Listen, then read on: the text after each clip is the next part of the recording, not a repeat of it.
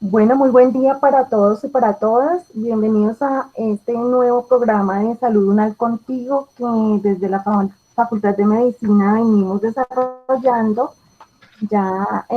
tenemos muy buena programación desde hace ya casi 2 meses y medio que estamos entregando a todos sus hogares y a la comunidad temas muy interesantes para que podamos apoyar a nuestras familias y en general a todos los que nos escuchan el día de hoy. Tenemos una invitada muy especial desde terapia ocupacional. Vamos a tener como invitada a Carolina López Díaz. Ella es terapeuta ocupacional egresada de la Universidad Nacional,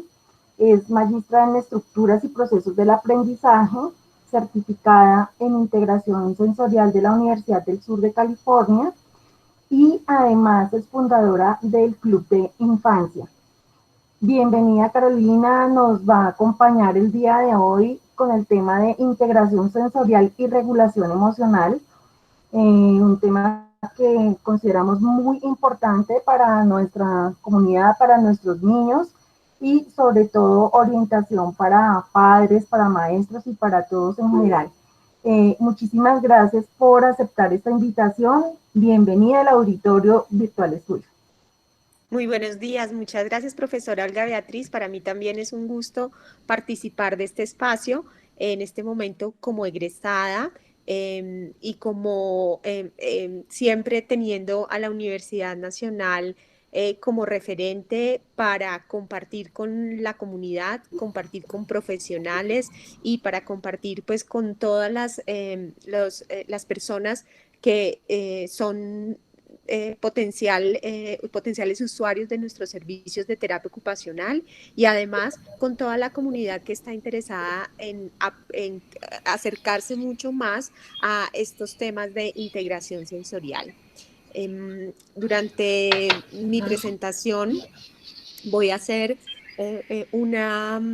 aproximación de cómo la integración sensorial es importante en los procesos de regulación emocional y cómo se convierte prácticamente en uno de los elementos, en uno de los procesos básicos para que ocurran estos procesos de regulación emocional de forma satisfactoria y que se den de forma pertinente en el desarrollo. Durante el transcurso de mi presentación iniciaré con hablar rápidamente sobre el concepto de integración sensorial para pasar a definir cuál es ese proceso del desarrollo emocional y cómo intervienen específicamente los procesos de regulación. Y a partir de allí, transitar por cada uno de los sistemas sensoriales y cómo están involucrados en el proceso de regulación emocional y cómo la terapia ocupacional de integración sensorial ya muestra evidencias relacionadas con buenas prácticas y el ejercicio profesional en esta área. Para finalizar, pues con recomendaciones generales y recomendaciones que tienen que ver con cómo apoyar este proceso de regulación emocional de los niños y las niñas y cómo atender o qué recomendar o cómo atender a circunstancias que se están ocurriendo a partir de la consulta de otras fuentes. En general, rápidamente les describo cómo las sensaciones que son percibidas pues, por nuestros sistemas, registradas y percibidas por nuestros sistemas sensoriales, transitan por un camino que va desde los sentidos, a los nervios, las neuronas y llega hasta nuestro cerebro donde son registradas, organizadas, integradas y procesadas. Estas y son procesadas para su uso. El uso o cómo lo vamos a ver representado en aspectos de atención, de emociones, de comportamiento, perceptuales y ejecuciones y en general lo que hemos denominado como respuestas adaptativas. La integración sensorial es un proceso neurobiológico, al igual que los demás procesos biológicos de nuestro cuerpo, y que ocurre de forma natural y espontánea. Esto quiere decir que en nuestra terminología de terapia ocupacional muchas veces y la forma como se transmite a la comunidad, a veces pensamos que la integración sensorial es solo una teoría de la terapia ocupacional, pero la verdad es que corresponde a un proceso natural, biológico y neurofisiológico de nuestro cuerpo. ¿Por qué empieza a ser relevante la integración sensorial en terapia ocupacional? Alrededor a los comienzos de los años 70, la terapeuta ocupacional Jean Ayres empezó a desarrollar estudios clínicos sobre cómo reaccionaban los sentidos de los niños neurodiversos o niños con déficit o dificultades de aprendizaje, autismo, trastornos afectivos y emocionales. Ella empezó a identificar que niños con estas características o estas condiciones neurodiversas tenían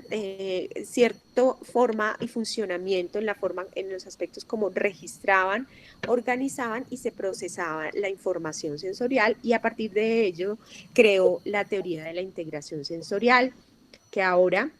también pasa a denominarse como teoría del procesamiento sensorial, y que en este momento es una práctica basada en la evidencia.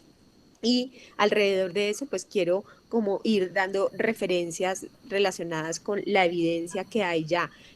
a nivel de estudios científicos y a nivel de estudios de terapia ocupacional, que demuestran cómo la integración sensorial está teniendo que ver con el desarrollo emocional. Dentro de los aspectos que mencionaba o que empezó a identificar la doctora Jean Ayres en sus estudios, tenían que ver con la relación entre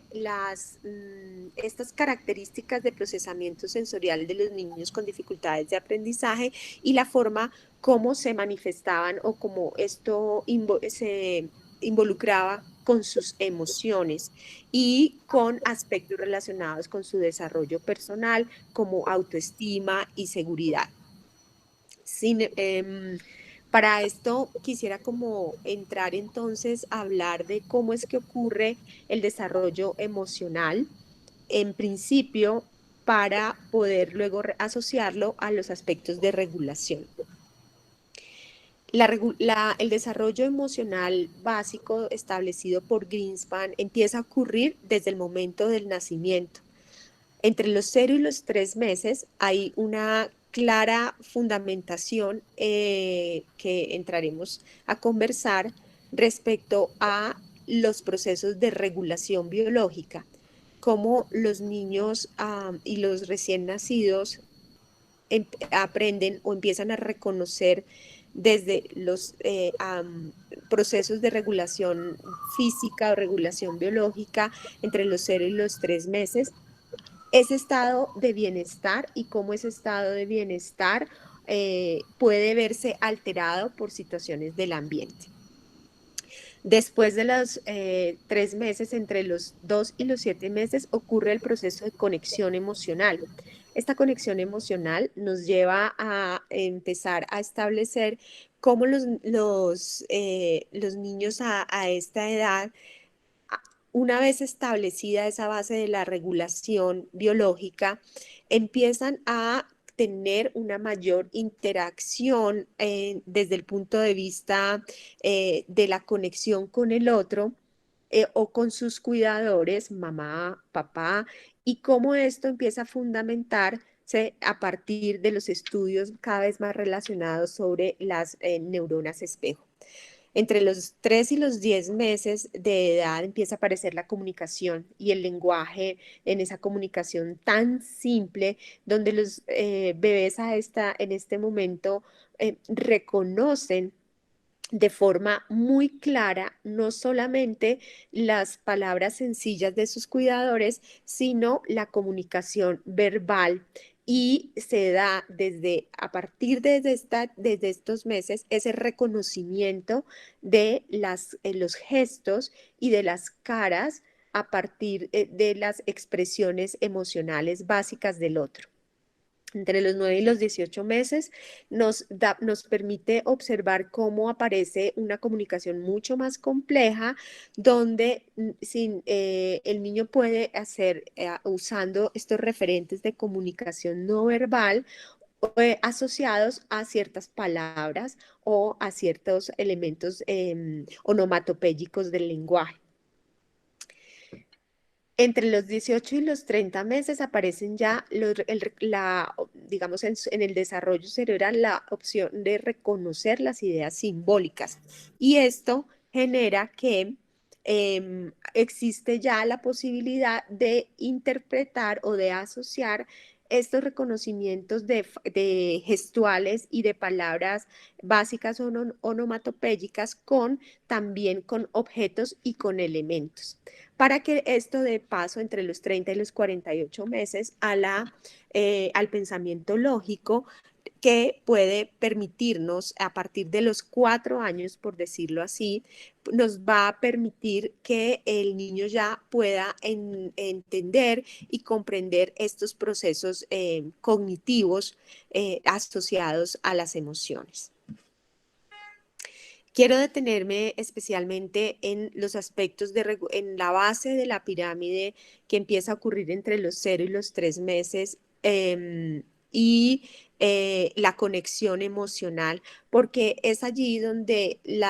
los estudios de terapia ocupacional empiezan a estar muy fuertes, asociándose a las características de cómo se dan esos estados, esas características de la regulación biológica y de la conexión emocional, y cómo en terapia ocupacional los estudios de integración sensorial nos permiten identificar la asociación de nuestros sentidos con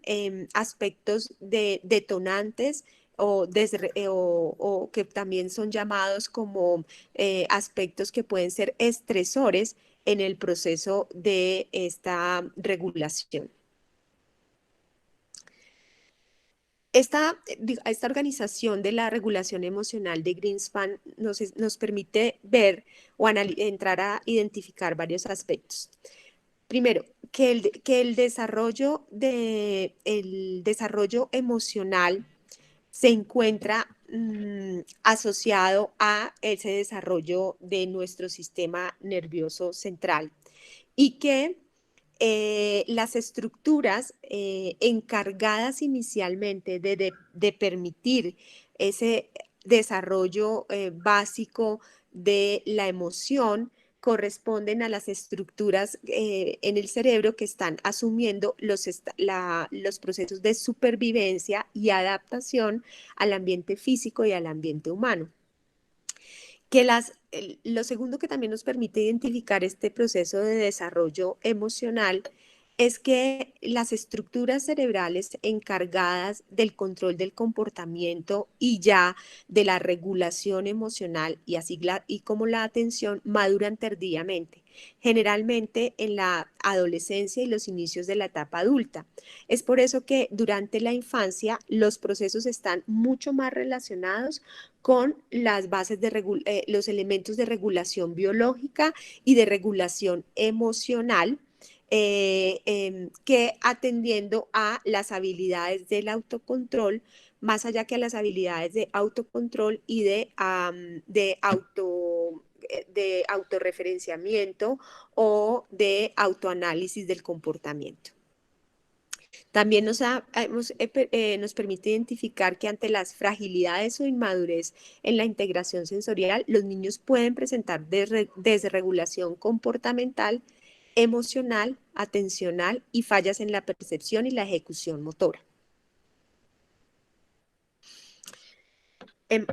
para nosotros ahora identificar lo que puede estar ocurriendo en casa con nuestros niños en una nueva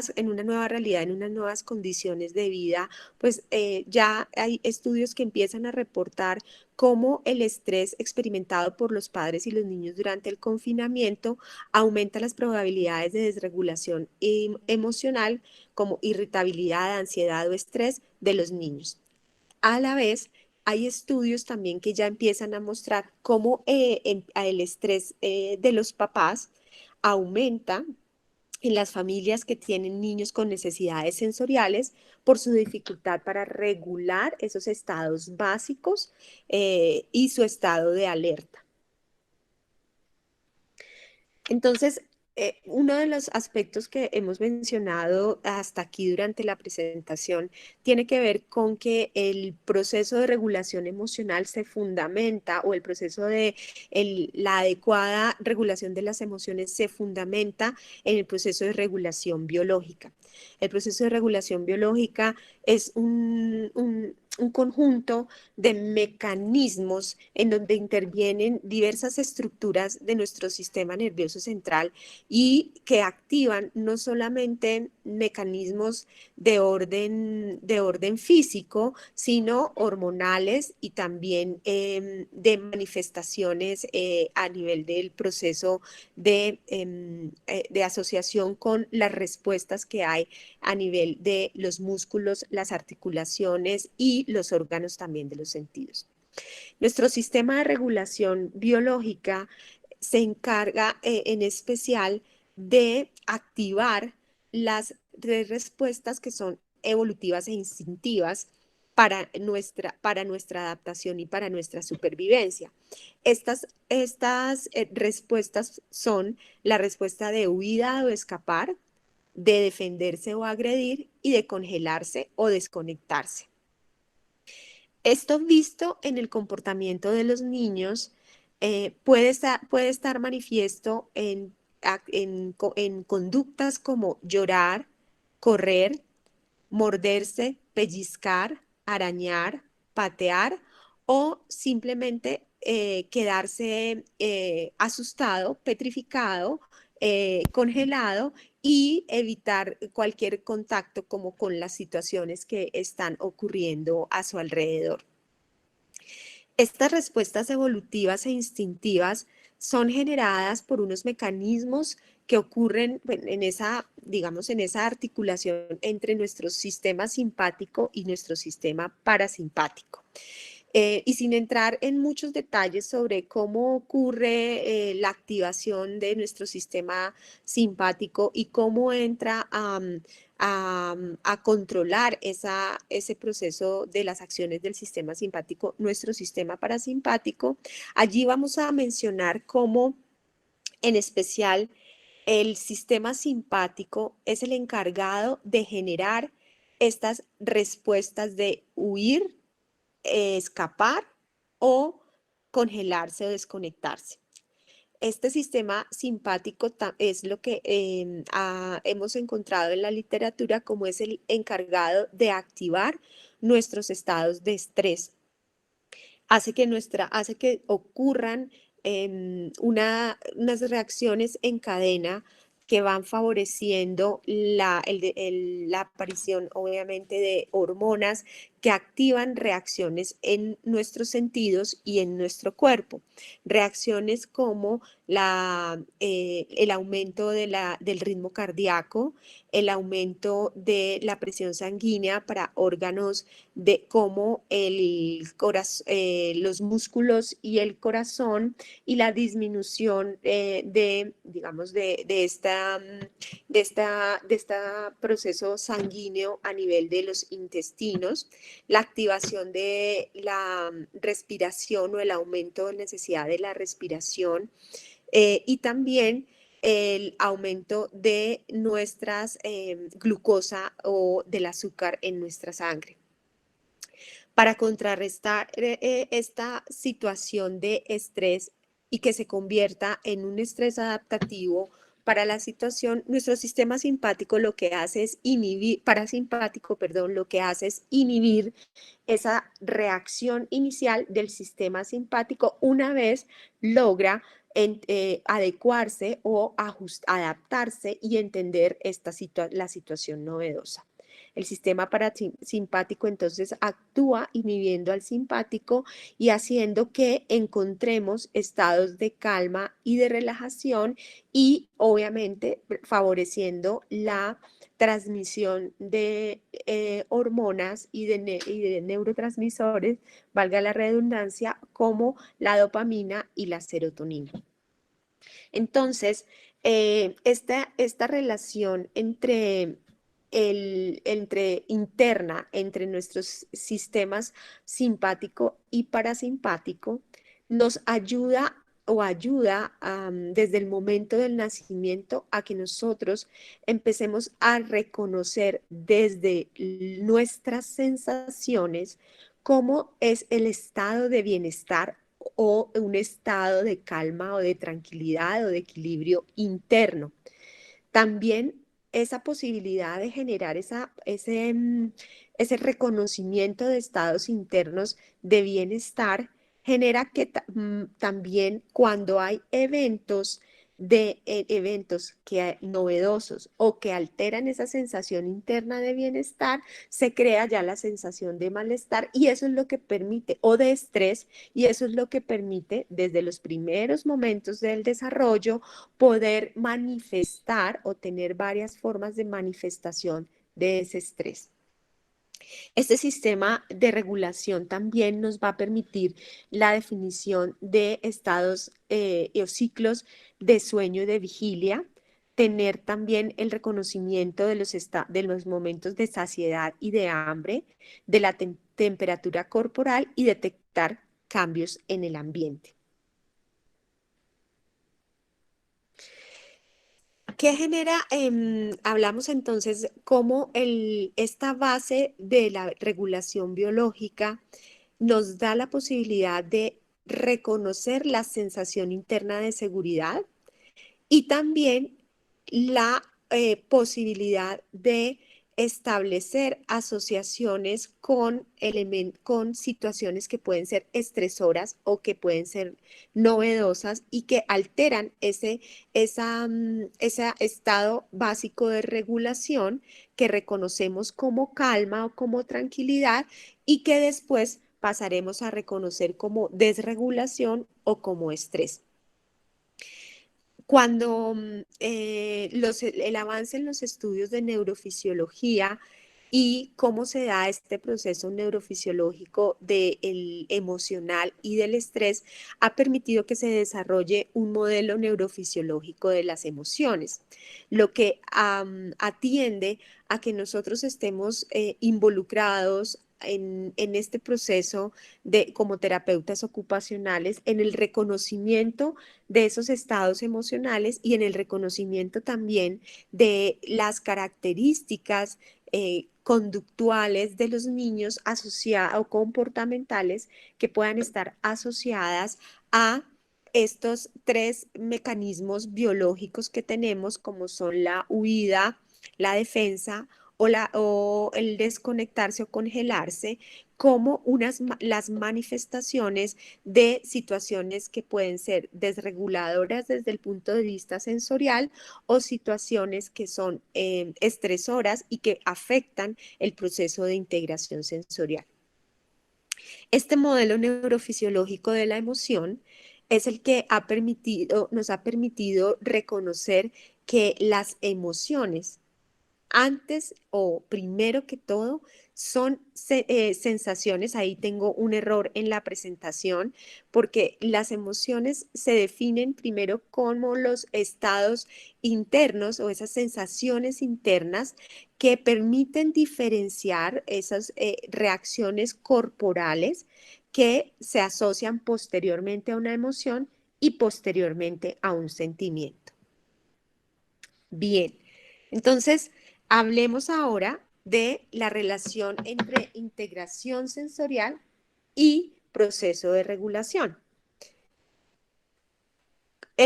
Cómo se asocia, y para ello voy a hacer un recorrido desde cada uno de los sentidos en la forma como se asocia a ciertas estructuras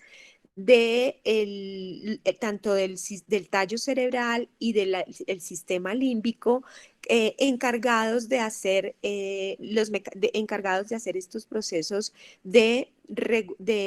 ajustes o las estructuras que se encargan de hacer este proceso entre regulación del sistema simpático y el sistema parasimpático. El sentido del tacto y la regulación, el tacto se conecta con el hipocampo y a la vez se conecta con el tálamo, que es el encargado del sueño, la alerta, la vigilia y la atención. Los estudios recientes nos muestran cómo la presión mantenida, que es una de las modalidades sensoriales en integración sensorial más usadas,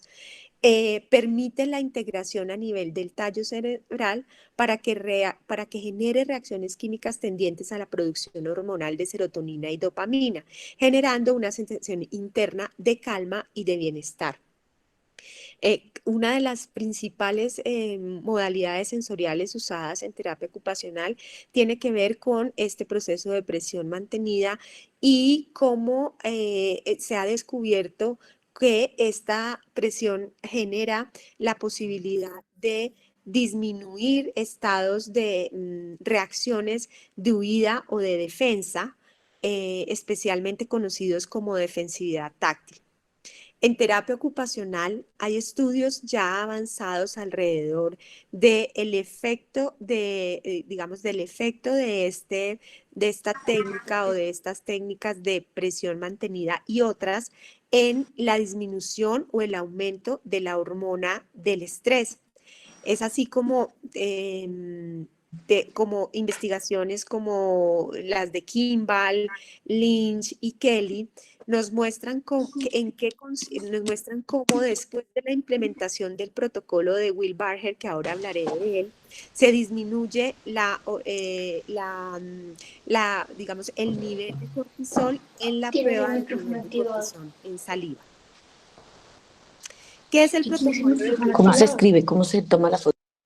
El protocolo de Will Barger es una de las técnicas y las prácticas más aplicadas en terapia ocupacional para ayudar a regular el sentido del tacto y digamos, los desórdenes de modulación sensorial con hiperreactividad a los estímulos táctiles. Es una técnica creada por una terapeuta ocupacional que se llama Patricia Will Barger y que contempla tres aspectos importantes. Uno es el desarrollo de una técnica de presión profunda, otro que es la técnica táctil oral y la otra que es la definición de la dieta sensorial. Involucra estos tres aspectos y como les decía anteriormente, ya estamos con investigaciones que demuestran cómo la implementación de este protocolo de Will Barger ayuda a disminuir o se puede medir la efectividad de este protocolo a partir de pruebas como la medida de cortisol en saliva. El cortisol es una de las hormonas secretadas o denominada como la hormona del estrés y casi como la que activa el sistema simpático para que empiece a generar respuestas de huida, de defensa o de congelarse.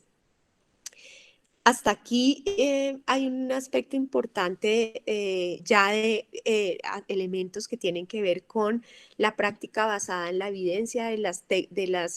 técnicas o de la integración sensorial usando elementos o técnicas táctiles. Sin embargo, la comunidad de padres y que está seguramente viendo esta presentación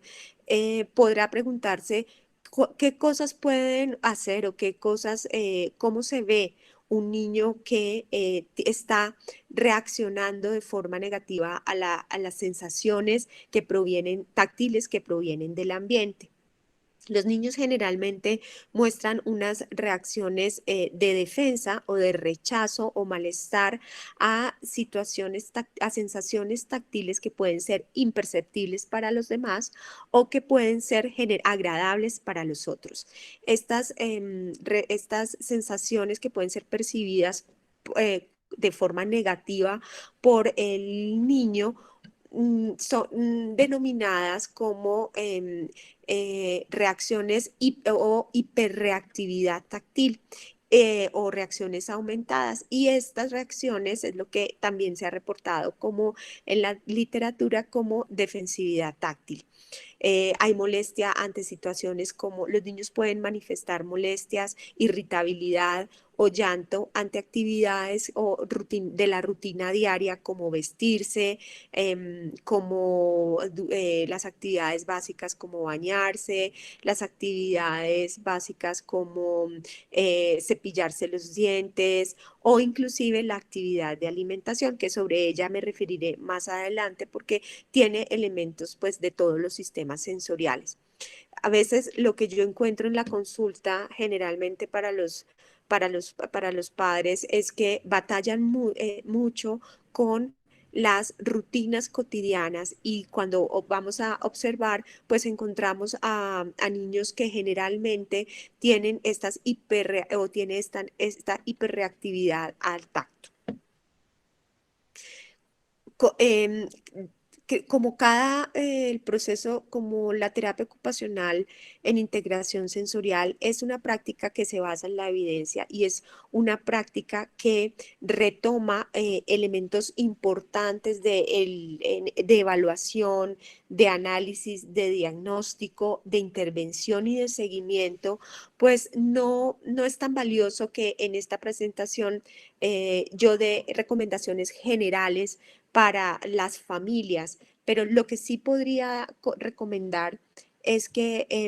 ¿por qué? Porque este proceso que involucra tanto la evaluación, el diagnóstico, la definición de estrategias, la definición de metas, la definición de medios de intervención, pues implica un abordaje muy individualizado de esas necesidades del niño. Pero y que haría pues que cada caso, cada aspecto valdría la pena revisarlo de forma particular. Y aquí la invitación es a la comunidad pues de padres en este momento que nos oyen, es que lo que ustedes identifiquen como reacciones de su niño exageradas o que parecieran ser un poco más caprichosas que los otros niños para esas rutinas o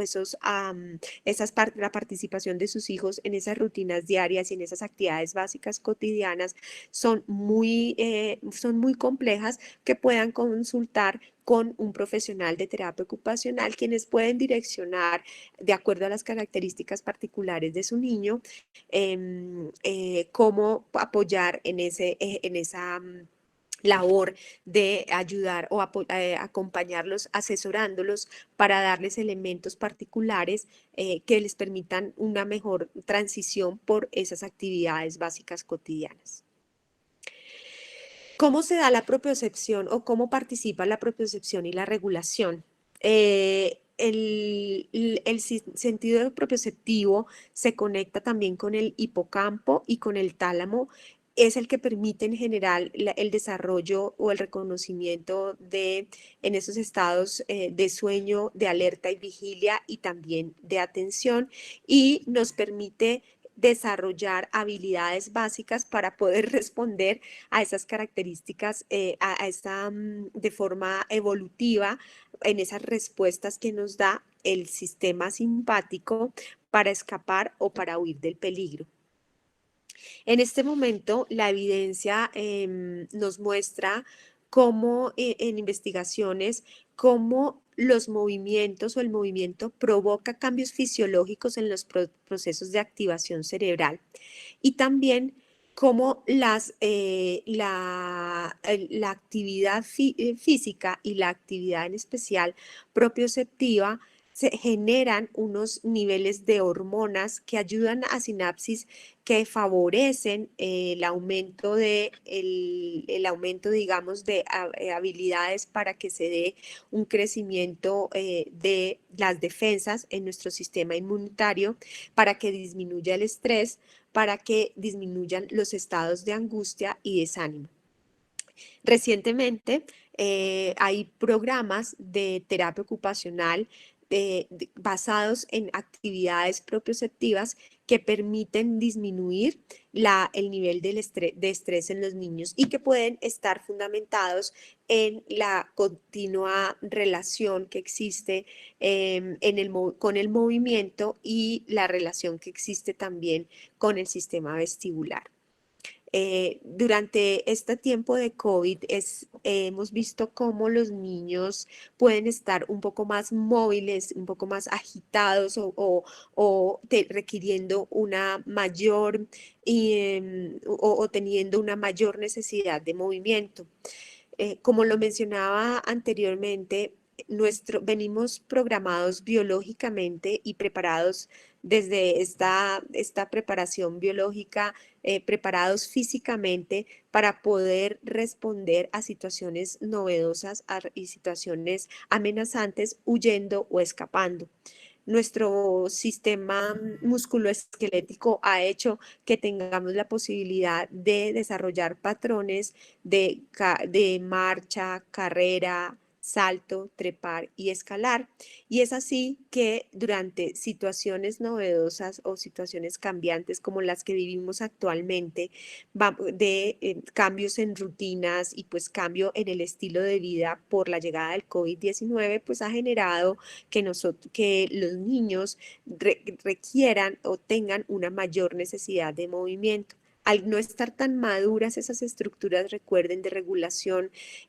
prefrontal que ayuda al autocontrol y que ayuda a la autorregulación, pues el dominio de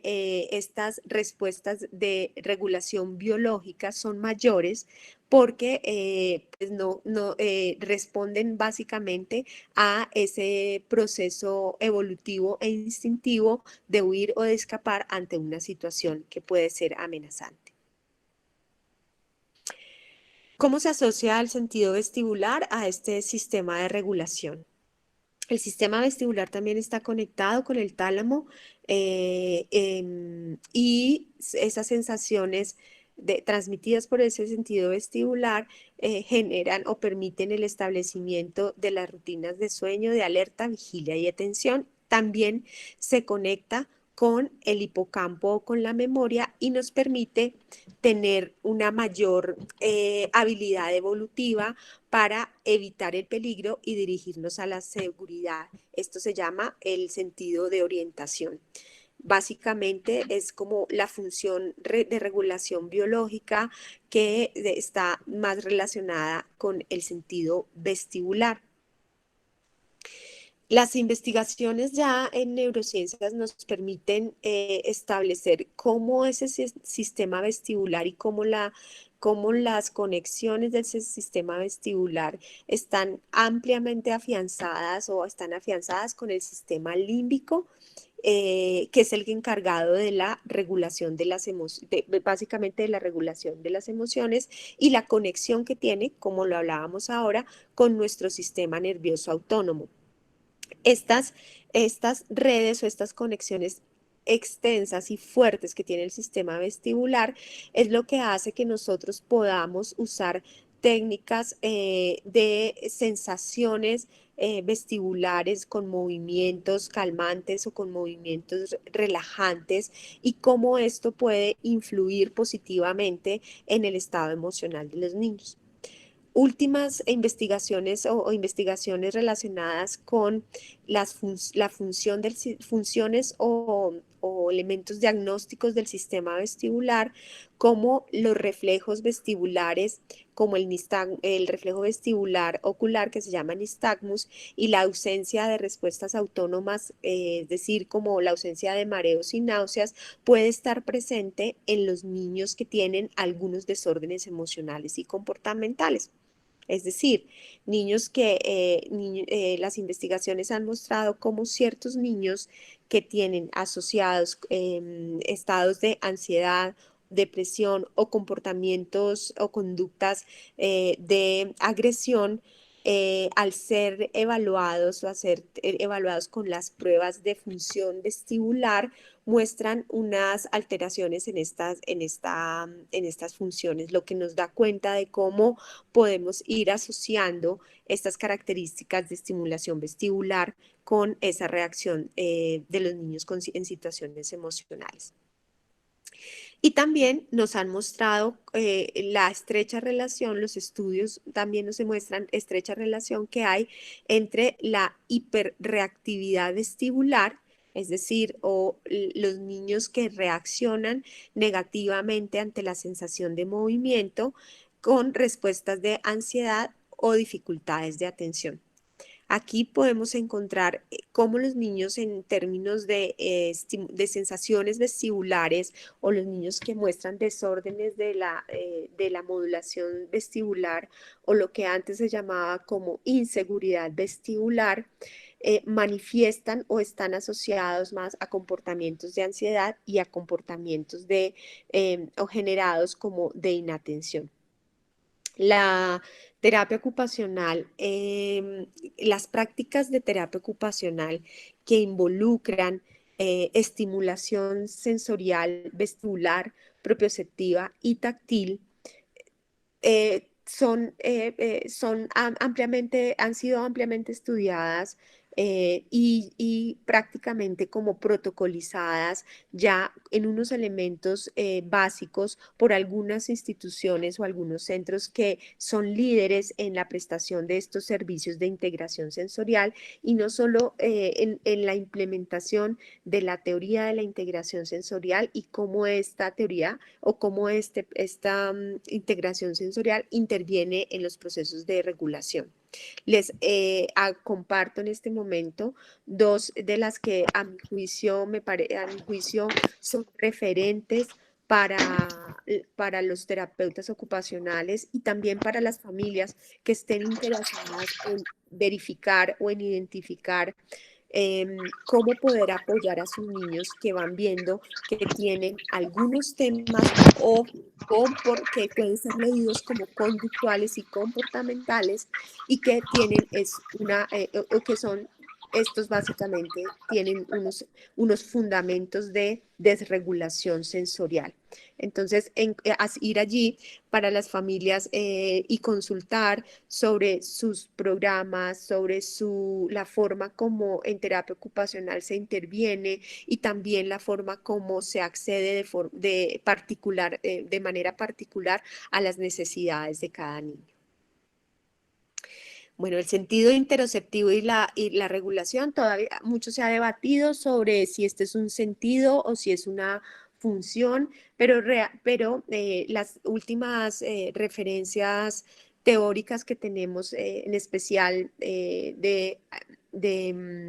Instituto START, nos habla del sentido interoceptivo. El sentido interoceptivo es el que nos permite desde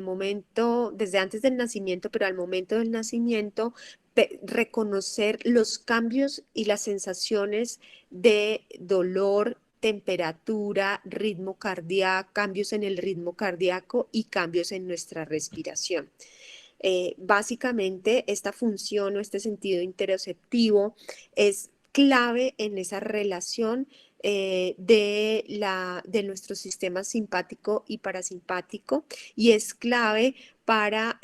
generar más adelante o generar durante el proceso de desarrollo ese reconocimiento en los cambios de los estados emocionales y en los cambios emocionales que empiezan a generarse en nuestro cuerpo. Me explico. De una forma muy básica, las sensaciones percibidas durante la emoción de alegría o las sensaciones que tenemos en nuestro cuerpo ante la emoción de alegría son completamente distintas a las sensaciones que registran nuestro sentido interoceptivo ante la emoción de tristeza o ante la emoción de asombro.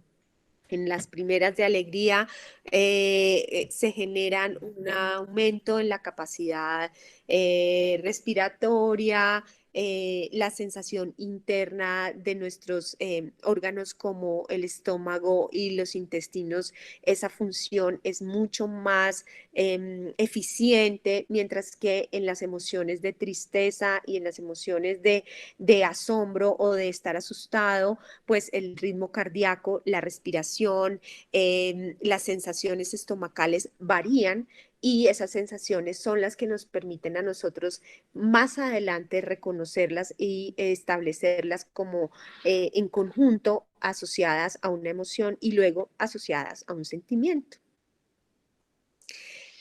A mí cuando hago toda esta presentación de regulación emocional e integración sensorial, me, me sorprende los avances que ya tenemos los terapeutas ocupacionales con evidencias, por ejemplo, en estudios recientes desde hace unos 10 años para acá, de unos 10 años para acá, cómo encontramos que hay ya asociados o estudios que asocian la práctica de la terapia ocupacional o la efectividad de la terapia ocupacional con los cambios en estos ritmos cardíacos o en estos ritmos respiratorios y a la vez cómo estamos dando nosotros o cómo eso está impactando en los aspectos ya básicos como de pruebas diagnósticas. Más o menos a partir del 2010 vamos encontrando pruebas de reactividad vagal y pruebas que son las que nos asocian ritmos cardíacos y respiratorios, es una de las pruebas eficientes para medir la respuesta del sistema parasimpático y cómo esto se asocia a los niños con problemas o con desórdenes del procesamiento, con desórdenes del procesamiento sensorial. Y cómo y cómo estudios también de sensitividad interoceptiva empiezan a mostrar asociándolas a respuestas adaptativas o no tan adaptativas en situaciones emocionales. Ahí yo les recomiendo, en especial pues a los profesionales y a los padres, dos plataformas que hacen un reconocimiento de técnicas o de prácticas adecuadas para apoyar en la regulación de este sentido interoceptivo, que es la plataforma de Calm y Headspace. Ambas están asociadas a procesos de mindfulness y a la adquisición de estas herramientas, tanto para niños como para adultos, que permiten hacer adecuaciones, digamos, o que permiten generar mejores procesos interoceptivos. Bien, el sentido del olfato y la regulación.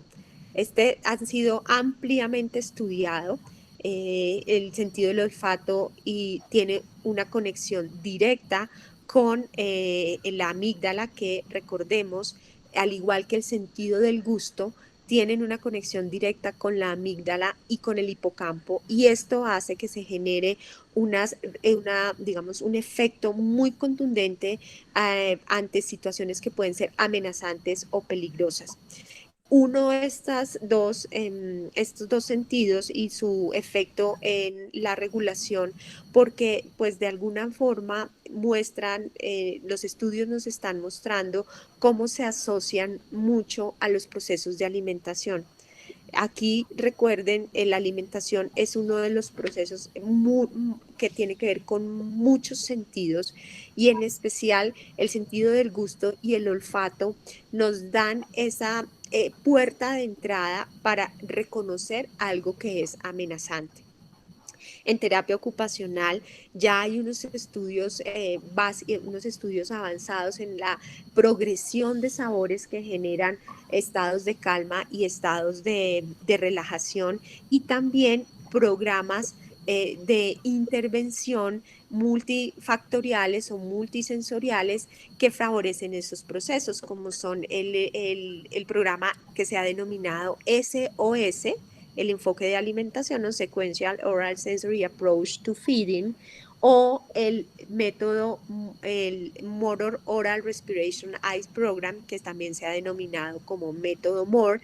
y tenemos allí estos dos programas desde la terapia ocupacional que apoyan a las familias que necesitan un abordaje en el área específica de alimentación. Y finalmente voy a hablar del sistema visual y el sistema auditivo y su efecto en la regulación biológica y su efecto en la regulación emocional. Pues el sistema visual como particularidad, siempre entro a hablar que tiene obviamente conexiones con los núcleos del tálamo encargados de sueño y alerta y vigilia para el reconocimiento de la luz y los momentos de luz y oscuridad. Y en esa conexión con el tálamo es la que nos permite hacer el filtro de estímulos relevantes e irrelevantes. Hay valiosas investigaciones que nos hablan de cómo un adecuado procesamiento visual o del procesamiento de las sensaciones visuales favorece el reconocimiento de rostros que indican las emociones y cómo el impacto negativo en esta habilidad cuando se presentan desórdenes del procesamiento sensorial. El programa, aquí me voy a unir a hablar desde el sentido auditivo para después referenciarles uno de los programas conocidos en terapia ocupacional que usa referentes visuales y auditivos para la regulación biológica y la regulación emocional. El sentido auditivo también tiene una conexión directa con la amígdala y unas claras conexiones con el hipocampo que nos favorecen o que apoyan ese proceso de la memoria. En este momento encontramos procesos de terapia ocupacional o estudios de terapia ocupacional que hablan sobre el efecto ya de métodos basados en estimulación auditiva y otros también estudios que están otros estudios que están relacionados para ellos. Y aquí la recomendación, tanto para el sistema visual y auditivo relacionado con regulación, es el programa Alerta de Autorregulación, que tiene o direcciona unas actividades más centradas en estímulos auditivos y visuales para permitir y con el uso del lenguaje que favorecen la regulación emocional y la regulación biológica de los niños. Les agradezco mucho. Yo creo, me dice, no sé si ya nos quedan 5, tal vez 7 minutos para preguntas. Sí, Y Carolina, acá muchísimas, tenemos como la bibliografía que podemos como consultar, que va a quedar disponible ahí mismo en la presentación. Carolina, muchísimas gracias por esta excelente presentación. Creo que, bueno, se han abarcado muchos tópicos de interés de aplicación con los niños y sobre todo de orientación. Eh, Se nos acorta el tiempo, pero creo que nos puedes ampliar un poquito con algunas de las preguntas que tenemos en el Sí. auditorio. Leonor pregunta cómo se manejaría a un niño que tiene miedo de probar nuevos alimentos por su textura o sabor. ¿Qué Sí. técnicas recomienda? Bueno, mira, como les decía, la actividad digamos, la rutina y la actividad básica de alimentación es una de las áreas más retadoras en la intervención de terapia ocupacional, porque la actividad de alimentación involucra todos los sentidos. Entonces, generalmente, lo primero que les diría es, si están batallando mucho específicamente con esta rutina, es bueno consultar a un profesional de terapia ocupacional. Ahora, como direccionamientos generales o cuáles son los principios que se usa o que la terapia ocupacional de integración sensorial plantea para los niños. La primera, y es que lo no, digamos, no se recomienda obligar o no se recomienda hacer que el niño pruebe cosas nuevas cuando las está rechazando completamente. Hay una progresión que va desde los sabores que acepta o las texturas que acepta hasta las texturas o los alimentos que no acepta. Entonces, la principal recomendación es empiece por alimentos que acepta y luego empiece a introducir en esos alimentos que aceptan unos aspectos que se llaman cambios no notables, es decir, pequeñas porciones de alimento, pequeñas alimentos cortados en pedacitos muy pequeños y expuestos a la vista del niño en algo como un plato de invitación o un plato adicional que pueda estar persistiendo allí y luego progresar a este proceso de ir involucrando o familiarizando este alimento. Por otro lado, hay que hacer todas las revisiones, en principio hay que hacer todas las revisiones de si es por una textura, si es por la temperatura, si es por el sabor, si es por la consistencia del alimento y allí tendríamos que empezar a revisar cuál es como el tipo de estimulación sensorial o táctil o propioceptiva que vaya a apoyar este proceso. Pero la recomendación inicial es que batallar con un alimento nuevo, probar un alimento nuevo, es una sensación, una sensación que detona, o perdón, es una experiencia que detona esas primeras respuestas que hablamos de evitación y de huida. Entonces, lo más conveniente siempre es ir aproximando poco a poco estos nuevos alimentos a los niños, como invitándolos a probar o exponiendo el alimento cercano al niño. Gracias, Carolina. Tenemos dos preguntas que nos hace Marta Lucía Cardona. Sí. Eh, la primera es, ¿qué secuelas puede dejar el confinamiento en los infantes en la integración sensorial? Y la segunda, ¿qué efecto tiene la música en los niños canguros respecto al aspecto sensorial? Bueno, pues la primera, pues yo creo que estamos todos los profesionales que trabajamos con niños hasta ahora transitando por el COVID. Todavía no se ha reportado en la literatura qué podría pasar en los efectos de integración sensorial. Lo que estamos es viendo lo que está pasando y es cómo el estrés y esta situación que es estresante, y reconoce nuestro sistema nervioso central como algo novedoso o como algo imprevisto, pues ese estrés mantenido sí puede generar unos cambios y ya se ha demostrado cómo ese estrés mantenido puede generar unos cambios que pueden ser temporales, ¿cierto? O permanentes en situaciones de la regulación, de los aspectos de desregulación sensorial o de integración sensorial, niños que puedan estar apareciendo, que antes no tenían hiperreactividad de sensaciones y que ahora puedan tener, que ahora empiezan a aparecer con hiperreactividad o hiporreactividad a sensaciones. Pero pues estaremos hacia el futuro viendo cómo podría esto impactar y respondiendo más desde la evidencia, ojalá, como en el impacto ya de este confinamiento. Y la segunda, pues los estudios, como les mencionaba, desde la evidencia ya hay estudios de cómo la estimulación auditiva, ¿cierto?, impacta en el desarrollo, en los estados de regulación biológica o en esa posibilidad de hacer unos buenos ajustes entre las respuestas del simpático y del parasimpático, cómo se asocia esta adecuación a la regulación biológica, porque tiene una conexión directa pues, con las estructuras encargadas de ese desarrollo emocional. Entonces,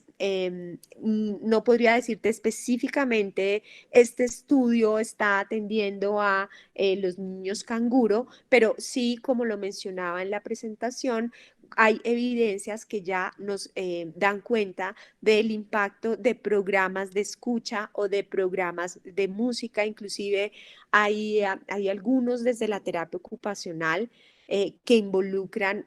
música para favorecer esos estados de regulación biológica.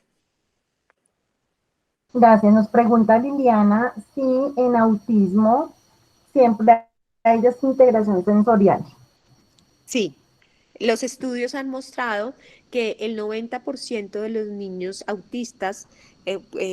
tienen, tienen unas desórdenes de procesamiento sensorial. Ya pues hay una amplia literatura y extendida literatura y digamos práctica basada también en la evidencia y soporte científico que demuestra esta correlación. Inclusive uno de los indicadores del DSM-5 como indicadores diagnósticos de autismo es el desorden de procesamiento sensorial. Gracias. María Fernanda nos dice si tenemos información sobre el efecto de las clases virtuales en los niños con dificultades en integración sensorial. Bueno, pues sobre eso se está hablando ya mucho.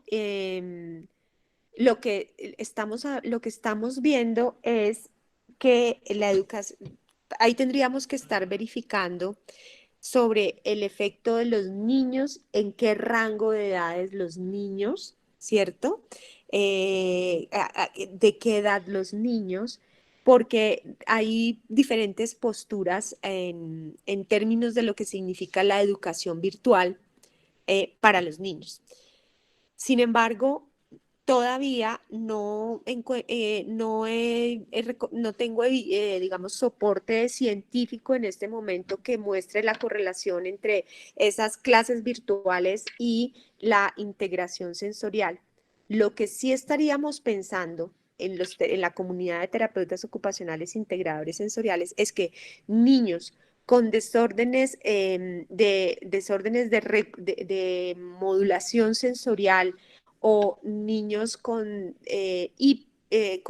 características de perfiles sensoriales como buscadores sensoriales o niños con perfil sensorial sensitivos, estos niños van a tener muchos desafíos con la educación virtual porque implica controlar en muchos momentos, pues controlar el cuerpo, hacer dominio del cuerpo ante una situación con un solo canal con dos canales de aprendizaje visual y auditivo, o los niños con este perfil sensitivo que son altamente distráctiles, entonces van a encontrar muchos más elementos distractores en la pantalla y en su ambiente cotidiano. Eso sí podríamos estar identificando en este momento, pero como más desde mi experiencia profesional, por ahora como les cuento, no tengo los referentes de estudios alrededor de esta situación, por lo que viene siendo muy novedosa, pero seguramente van a resultar. ¿Cierto? Como los niños con desórdenes del procesamiento y en especial perfiles sensoriales buscadores y sensitivos, pues van a estar poco favorecidos y van a encontrar mucho más desafíos en la educación virtual. Bueno, nos quedan dos preguntitas finales Sí, ya para que podamos terminar acá. Floralba nos dice, bueno, enviaron una felicitación por esta presentación. Hay varios comentarios en la misma línea. Muchas gracias al auditorio. Y pregunta si hay alguna de las escalas de medición diseñadas para nuestros niños en nuestro contexto, diseñadas en nuestro país, de las escalas que estaban mencionando en la presentación. sí. Cuando hablamos de la escala de desarrollo emocional, funcional, no. Eh, pues esta es básicamente una teoría de Greenspan sobre el desarrollo emocional que ha sido ampliamente conocida y que resulta como, como muy usada por los profesionales que trabajamos con niños. Seguramente si uno entra a hacer estudio, a revisar la literatura, de Greenspan y más desde el lado de la psicología podrían encontrarse tal vez algunos estudios de Colombia, pero lo que entiendo es que pues es más universal, sin embargo vale la pena consultar, no es específicamente de la relación entre desarrollo emocional de la población colombiana, no ha sido como mi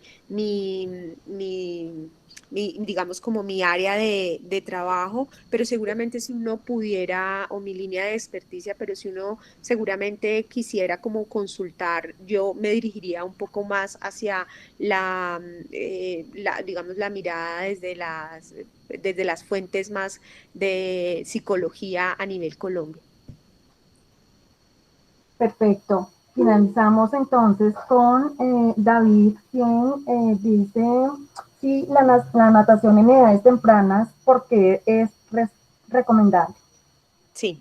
pues hablamos antes sobre cómo digamos, la actividad propioceptiva y las actividades que tienen que ver con el tacto, la presión profunda, la resistencia, generan unos efectos en cadena, activadores y activadores más de este sistema parasimpático, que es el que produce la calma y la relajación. Y obviamente este sistema se activa a través de esas sensaciones que se producen a ese nivel. La actividad de natación, al ser una actividad que pone a prueba al sistema propioceptivo, al sistema táctil, al sistema vestibular, pues genera o envía esos mensajes desde las sensaciones que se reciben desde estos tres sistemas, envía estos mensajes a nuestro tallo cerebral, y allí pues obviamente cumple esta función parasimpática, o sea, alimenta este sistema parasimpático para que arranque en cadena a generar todos los mecanismos que desde el punto de vista hormonal, desde el punto de vista de neurotransmisores y de reacciones físicas generan calma.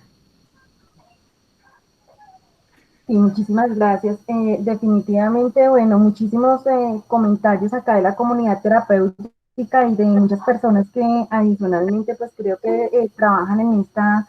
vía, no solamente lo que es el desarrollo, el juego, el aprendizaje, todo el tema de la integración sensorial aplicada a los diferentes campos del desempeño, porque, bueno, en otra oportunidad veremos cómo esto también tiene seguramente una aplicabilidad en adultos, bueno, en otras áreas.